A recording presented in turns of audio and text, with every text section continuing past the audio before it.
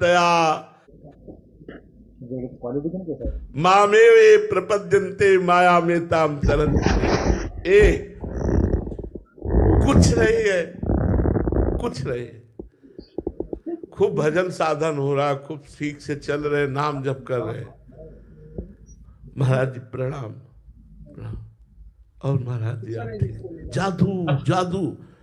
अब भगवान अंतर ध्यान वही महाराज जी प्रणाम, वही दिमाग जादू। तुम केवल अकेले लड़ने वाले हो, पूरा संसार तुम्हारे विरुद्ध खड़ा हुआ है। ऐ साधक, पूरे संसार को परास्त करना, तब भगवत प्राप्ति होगी, तब प्रेम प्राप्त होगा। और जी फिर कह रहे हैं कि बहुत बड़ा युद्ध है। अब इसीलिए तो बड़े योद्धा के पीछे बने रहो, तो आगे वो निपटाता रहेगा, पीछे रास्ता खाली मिलता चला जाएगा। इसीलिए संतों का संग किया जाता है। चिंतन न हमारा कोई घसीट पावे, चिंतन न घसीट पावे, सबसे बड़ी बात होती है। क्या है माया का कार्य? क्या है? चिंतन को घसीट करके समय व्यर्थ करवा देना। हमारा चिंतन ना घसीट पावे। बहादुर वही साधना करने वाला साधक है जिसका चिंतन रुपया न घसीट पावे। विपरीत शरीर न, स्त्री साधक है तो पुरुष शरीर न घसीट पावे, पुरुष साधक है तो स्त्री शरीर न घसीट पावे। मान प्रतिष्ठा प्रणाम नमस्कार ये कोई भगवत चिंतन न घसीट पावे, सो बहादुर। नहीं तो यही तो चिंतन घसीट करके इसी में तो लगाए हुए हैं।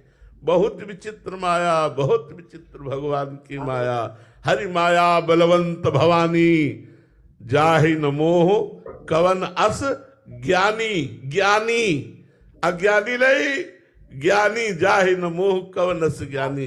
इसलिए बहुत सावधानी पूर्वक एक एक कदम गुरु कृपा के बल पर चला जाता है। खूब नाम जप करो, खूब भजन करो, तब इसमें जादू है। जादू, जादू का तमाशा है कुछ नहीं, है कुछ नहीं।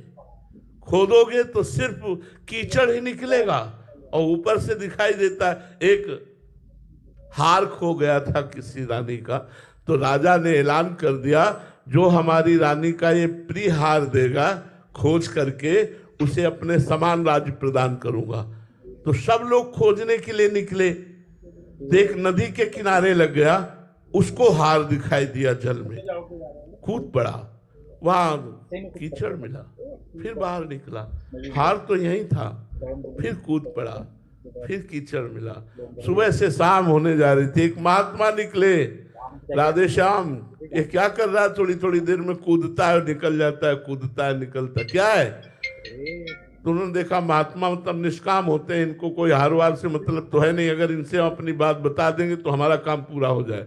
बोले महात्मा जी देखो वो हार है।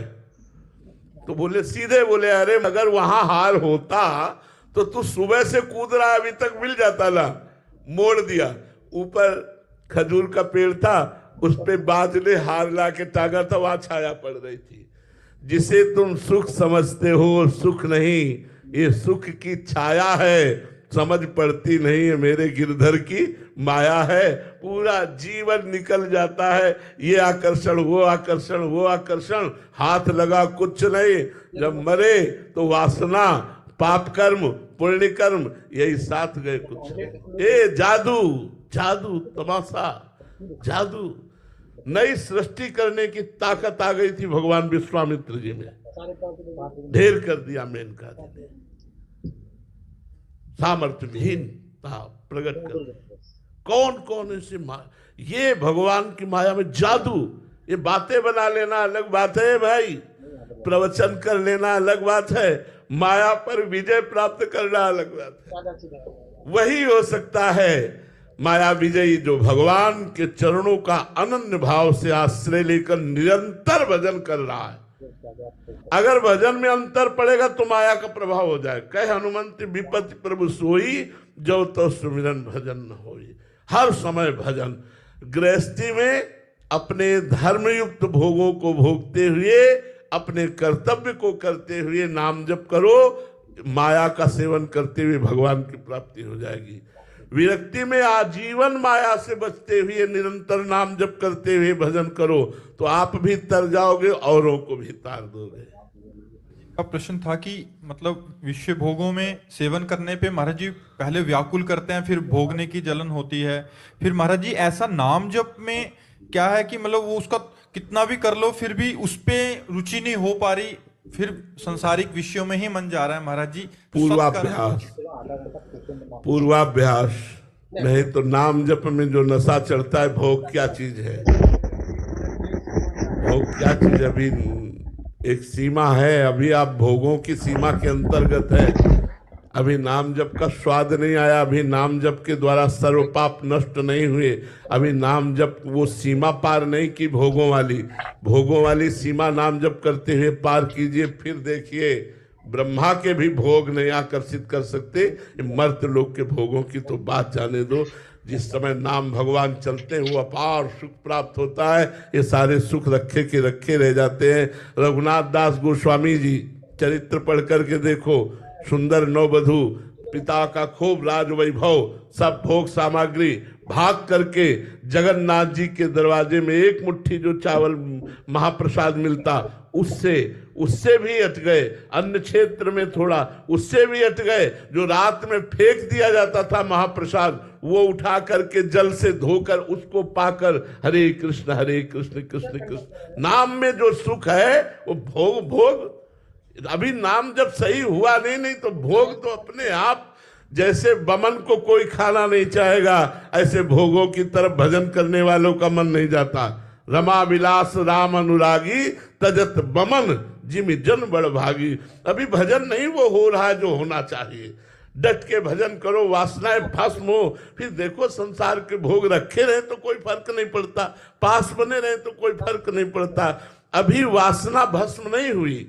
देखो, लकड़ी पेड़ से हटाकर जब उसे कुछ दिन सुखाई जाती है और फिर आग में डाली जाती है तो सहज में जल जाती है। ऐसे विषयों से मन को हटाकर वैरागी बनाओ।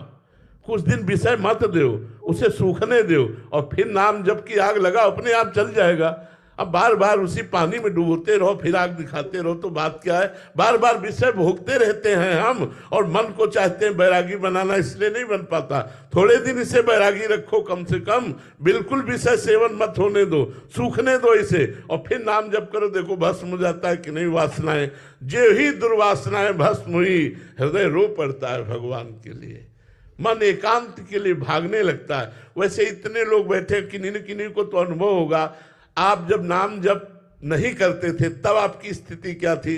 आज आप नाम जप कर रहे हैं तो आपकी स्थिति क्या है? जो अच्छा नाम जप कर रहे हैं उनका मन ये लगता है ना कभी कभी, क्या सब छोड़ो, एकांत बैठो, केवल नाम जप करो, केवल नाम जप करो। ऐसा मन लगता है कि काश कभी भगवान हमको ऐसा भी समय दे कि हमसे कोई बोले ना, कोई देखे ना, और मैं एकांत में खूब नाम जप करूं। अगर ऐसा नहीं होता तो अभी नाम जप का स्वाद नहीं आया। नाम जप करो, फिर आप देखना ये भोग क्या आकर्षित कर सकते हैं। ये तो मायाकृत है। नाम तो सच्चिदानंद सुख प्रदान करने वाला है, पर एक सीमा है। कबड्डी की जैसे सीमा नहीं होती, उस पाला में गए तो अपनी सीमा में आने के लिए आपको दम नहीं टूटनी चाहिए। राधे श्याम राधे श्याम राधे श्याम राधे श्याम। काम क्रोध लोग पकड़ेंगे, घसीट के अपने पाला पे ले आओ तो जीत जाओगे, अगर दम टूट गई तो आउट हो जाओगे, और प्रायः दम टूट ही जाती है। जहां माया के काम क्रोध ने दबाया तो भगवान का विस्मरण हो गया और जीव फिर पतित हो जाता है। इसलिए अखंड स्मरण, संतों का संग, पवित्राचरण, अपने कर्तव्य का पालन, ये माया पर विजय प्राप्त करा दो। करना कौन चाहता है माया पर विजय? सब माया ही चाहते हैं। माया से दूर भागना कौन चाहता है?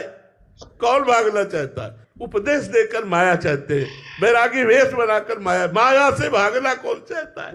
सब माया को गले लपेटना चाहते हैं। कोई बिरला भगवत प्रेमी जो माया को मां समझकर उसे प्रणाम करके कि अब मुझे भगवत प्रेम मार्ग में जाना है, भोगों का त्याग करके भगवान की तरफ बढ़ता है। बड़ा कठिन मार्ग है।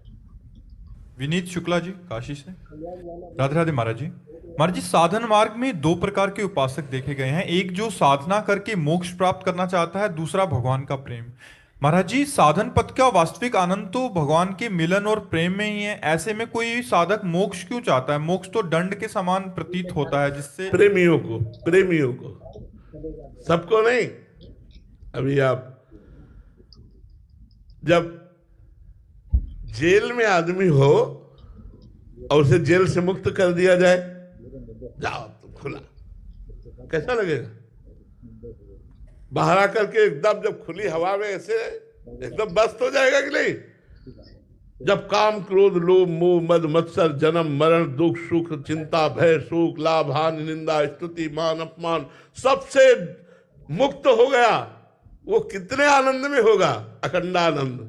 लेकिन उस आनंद में भी जो लघुता पैदा कर दे उसे कहते प्रेमानंद, भगवान का प्रेमानंद। वो कोई मोक्ष सुख साधारण सुख नहीं है, अरे अखंडानंद है। काशी में इसी की आराधना होती है, काशी में तो केवल इसी की आराधना होती है, मोक्ष सुख की आराधना होती है। मुक्त हो जाऊं, तीनों देह से मुक्त हो जाऊं, त्रिगुण माया से मुक्त हो जाऊं, समस्त विकारों से मुक्त हो जाऊं, मुक्त पुरुष आनंद युक्त होता है, अखंडानंद होता है। लेकिन उस आनंद को भी लघु कर दे वो भगवान का प्रेमानंद होता है। जो भगवान से प्रेम करते हैं वो मोक्ष सुख भी नहीं चाहते हैं, पर मोक्ष सुख कोई छोटी मोटी बात नहीं है, बहुत बड़ी बात है। मोक्ष सुख बहुत बड़ी क्षमता है, बहुत बड़ी आध्यात्मिक ऊंचाई है, कोई साधारण बात नहीं। मोक्ष हो जाना बहुत ऊंचाई की बात है, और मोक्ष से भी ऊंची बात है प्रेम, भगवत प्रेम हो जाना। उद्धव जी परम मोक्ष को प्राप्त ज्ञानी महापुरुष हैं, तो समझते थे गोपियों के पास जाते हैं अभी अपना जादू चला देंगे ज्ञान का, लेकिन उनको क्या पता कि प्रेम का जादू ज्ञान के ऊपर चल जाता है। वो सोच रहे थे ज्ञान का जादू हम उनके ऊपर चला देंगे, और जब आए और आंसुओं को देखा और श्री कृष्ण प्रेम में मतवाली गोपी जनों की चरण रज में बैठे, और जब उनसे बात हुई तब उनको लगा ठगा गया, तब उनको लगा ठगा गया। आज तक श्री कृष्ण ने मुझे ठग लिया, जो श्री कृष्ण ने गोपियों को दिया वो मुझे क्यों नहीं दिया? श्री कृष्ण ने मुझे ठग लिया, श्री कृष्ण ने इनको निहाल किया। तभी कहा कि मैं वृंदावन की कोई लता गुलमौषधि बन जाऊं, जिससे इन भगवत प्रेमी गोपिकाओं की चरण रज पड़े और यत्किंचित मेरे हृदय में प्रेम जागरण हो जाए। जब प्रेम का परिचय उद्धव को मिला तो लगा ठगा गया, ज्ञान और मोक्ष देकर ठगा गया। वास्तविक सुख तो प्रेम में है, वो गोपियों के पास आकर पता चला। कर्नल प्रताप सिंह जी रेवाड़ी से, राधे राधे महाराज जी। गुरुजी, हमें खुद को और दूसरों को माफ करने के बारे में कैसे नजरिया रखना चाहिए? खुद को माफ करना है या दूसरों को माफ करना? वैसे खुद को तो बहुत लोग ना माफ ही कर रहे हैं, खुद को तो सभी माफ कर रहे हैं, दूसरों को माफ करें तो बहादुरी की बात है। हमें लगता है खुद को माफ नहीं करना चाहिए और दूसरों को माफ कर देना चाहिए। छोटी सी छोटी गलती में अपने को शासन में लेना चाहिए, जिससे हम अधर्म आचरण से मुक्त हो जाएंगे। अगर हम अपने को माफ करते रहे, वैसे सभी अपने को माफ कर रहे हैं, देख लो सब अपने को ही माफ कर रहे हैं, दूसरे की जरा सी गलती में वो अंगुली उठा दी जाएगी। और अपनी ढेर सारी गलतियां हैं उनको चुपचाप गुप्त रख लिया, उनको माफ कर दिया, उनको क्षमा कर दिया। हमें लगता है परमार्थ का पथिक अपनी गलतियों को क्षमा नहीं करता, उसका प्रायश्चित करता है और दूसरों के बड़े से बड़े अपराध को क्षमा कर देता है। क्षमावान ही परमार्थ का पथिक है। तो दूसरों में भगवत भाव करने से हमारे अंदर क्षमा भाव आ जाएगा। दूसरों को क्षमा करने की भावना हमारे अंदर तब बढ़ेगी जब हम सब में भगवान को देखेंगे। ये भगवान से प्रेरित होकर मुझे गाली दे रहा है, इसका बेचारे का क्या दोष? और भगवान इसलिए प्रेरित करवा रहे, मेरा कोई कर्म भोग है इसलिए भगवान प्रेरित करवा किससे गाली। अगर हम भगवत भाव से युक्त रहेंगे तो हम क्षमावान बनेंगे। और अपने से अगर कोई अपराध बन रहा है तो उसका उपवास के द्वारा, परिक्रमा के द्वारा, नाम जप के द्वारा हम प्रायश्चित करें, उसे क्षमा न करें, उस पाप को प्रायश्चित के द्वारा भस्म करें। जरा जरा सी संपत्ति में भाई भाई को मारे डाल रहा है, पुत्र पिता को मारे डाल, ये तो अज्ञान का खेल चल रहा है। ऐसा कोई आध्यात्मिक थोड़ी है। अध्यात्मवान पुरुष क्षमावान, अद्वैष्टा सर्वभूतानाम मैत्रः करुण एव च निर्ममो निरहंकारा सम दुखा सुखा क्षमी। भगवान कह रहे क्षमी, क्षमावान, क्षमावान मेरा बड़ा प्रिय भक्त होता है, सुख दुख में समान भाव रखने वाला मेरा प्रिय भक्त होता है, जो किसी में दोष दर्शन नहीं करता, सब में करुणा करता है लेकिन ममता नहीं करता, सब पर परोपकार की भावना रखता है लेकिन अहंकार नहीं करता, ऐसा भक्त मुझे परम प्रिय है। तो भगवान का भक्त होना और संसारिक ये तो अलग बात है। जो दुश्मनी चलती है वो आध्यात्मिक थोड़ी होती है, वो तो सांसारिक लोग होते हैं। आध्यात्मिक लोग क्षमावान होकर के राग द्वेष को मिटाते हैं और भगवत प्राप्ति करते हैं। काफी बार प्रश्न आते हैं कि क्षमा कर देते हैं बट वो इसको हमारी कमजोरी समझ लेते हैं कि ये मतलब कमजोर है इसलिए। नहीं, संसार में सबसे बड़ा बलवान क्षमावान है। और आप ये समझ लो, आप जो दंड नहीं दे सकते थे उससे बड़ा दंड आपका क्षमा उसको देगी। उमा क्षमा सापहुते भारी, अपने कर्म जाय अपकारे। अगर सही दंड देना तो क्षमा कर दो, अगर वास्तविक उसे दंड देना तो क्षमा कर दो। तुम फिर देखना उसको जब सरकारी विभाग से दंड मिलेगा ना, भागवती विभाग से, तो उमा क्षमा सापहुते भारी। साप दे दिया तो नियत दंड मिलेगा और क्षमा कर दिया तो भरपूर दंड मिलेगा। उसे छोड़ दो, भगवान के ऊपर छोड़ दो, क्षमा कर दो। लेकिन हमारे ऊपर करे हम क्षमा कर देंगे, लेकिन हमारे धर्म के ऊपर, हमारे राष्ट्र के, इसलिए बोले कि हर जगह क्षमा ही नहीं काम करती, कहीं कहीं क्षमा बड़ी निंदनीय होती है। अब कोई किसी बहन बेटी को छेड़ रहा है, आप वहां से क्षमा करके चले जाओगे? कोई अत्याचार कर रहा है किसी गरीब पर, किसी निर्बल पर, आप वहां क्षमा करके चले जाओगे? नहीं, वहां चाहे हमें प्राण चले जाए हम वहां क्षमा नहीं करेंगे, उसकी रक्षा करेंगे। ये बात ध्यान रखनी। लूका जी इटली से। राधे राधे महाराज जी। महाराज जी, क्या संन्यास मार्ग मुक्ति के लिए आवश्यक है? देखो, चाहे पैंट शर्ट में रहो लेकिन अंदर से तो सन्यासी बनना ही पड़ेगा। अंदर से सन्यासी बनना पड़ेगा, बाहर से सन्यासी बनो चाहे ना बनो। मोक्ष मार्ग का अवलंबन करने के लिए समस्त कामनाओं का, समस्त विकारों का त्याग करना ही पड़ेगा, तभी तो मोक्ष पद को प्राप्त होगे। आप पैंट शर्ट में रहो लेकिन आपको सन्यासियों के लक्षण धारण करने पड़ेंगे। वेश प्रधान नहीं है मोक्ष प्राप्ति के लिए, वेश प्रधान नहीं, उद्देश्य प्रधान है।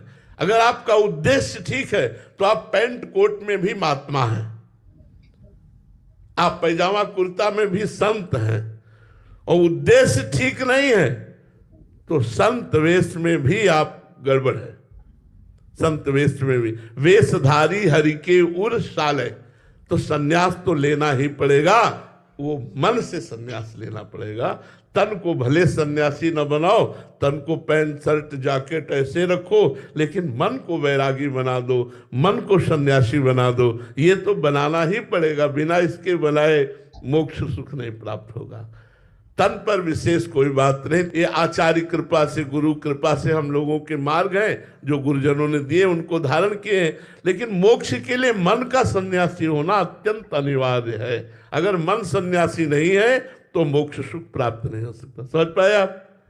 तन का चाहे जहां रखो, किसान बना के रखो, नौकरी में रखो, व्यापार में रखो, काले कपड़े पहनो, पीले पहनो, नीले पहनो, लाल पहनो, ये हम लोगों के आचार्य परंपरा के मिले हुए हैं, गुरुजनों के द्वारा दिए हुए वस्त्र हैं। हम कोई मनमानी नहीं पहने, ये जैसे अपने लोग पहने, अपने आचार्य और गुरुजनों के द्वारा दिए हुए पहने।